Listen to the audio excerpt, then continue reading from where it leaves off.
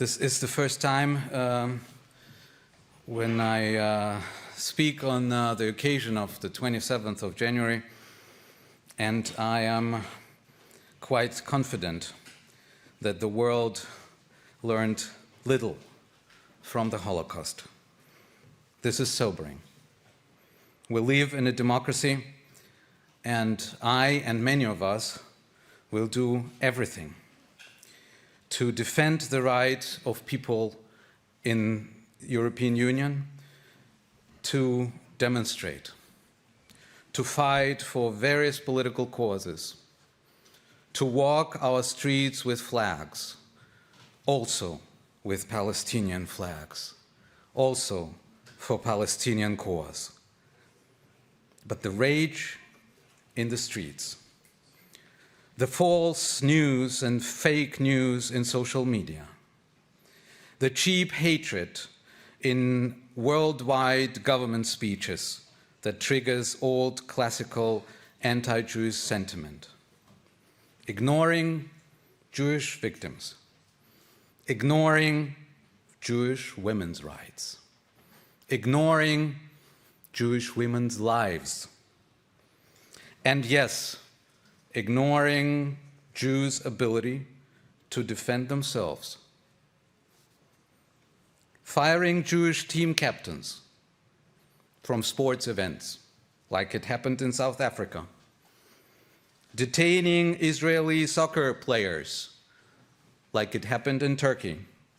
All of this has nothing to do with justified cause of Palestinian people and defending this cause, something which we share, but not this way.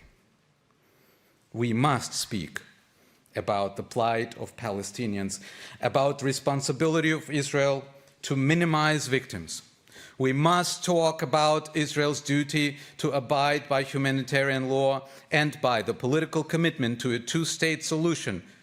But legitimate discussion stops, and hate begins, where Jews are not granted a right that all others claim for themselves, a right to safety, and a right to act in a dilemma where one thing is not recognized, a dilemma, the complexity, where dilemmas are not recognized, where complexities are substituted with simplicities, and simplicities with prejudice. That's where legitimate discussion stops and where hatred begins. October 7th was not Auschwitz, but it was something that Jews had been experiencing for thousands of years. It was a pogrom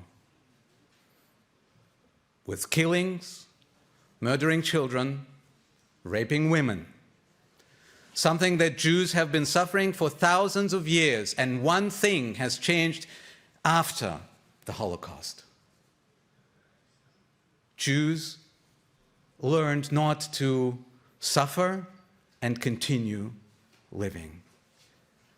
They learned that they can respond, and that they can be protected in democracies, and that they can act in democracies, and yes, that they can act also in Israel. These are the lessons, some of the lessons from Auschwitz and from the Holocaust.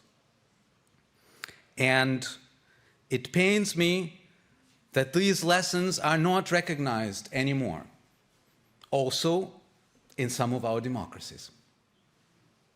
Because if we forget the biggest achievement that we were able to create as democracies in the past 80 years, then everything is possible. And this cannot happen. Something is fundamentally wrong with this world, with a world that cannot master both. Mourn Palestinian people and victims, and recognize victims of Jews, and recognize the complexities with which both people are confronted and are struggling. What is this fundamentally wrong if we look at the world? I don't want to use the word which starts with A. I've always said that political complexities and also the Near East conflict is more complex than to be explained by a simple word, anti-Semitism. But the recent developments have given me pause. And I don't have this clear answer to myself and to others anymore. Where there is darkness, there is light. And the light is here. The light, the commissioners who are so passionate, enthusiastic about projects and initiatives.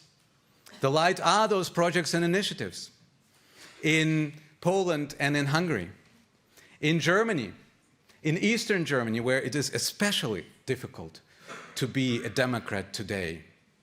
The light are hundreds and thousands of people who are walking and marching the streets of Germany in order to say, no, we are not going to give in our democracies for right-wingers and for extremists. There is a lot of light, but it's gotten a little bit less than a year ago.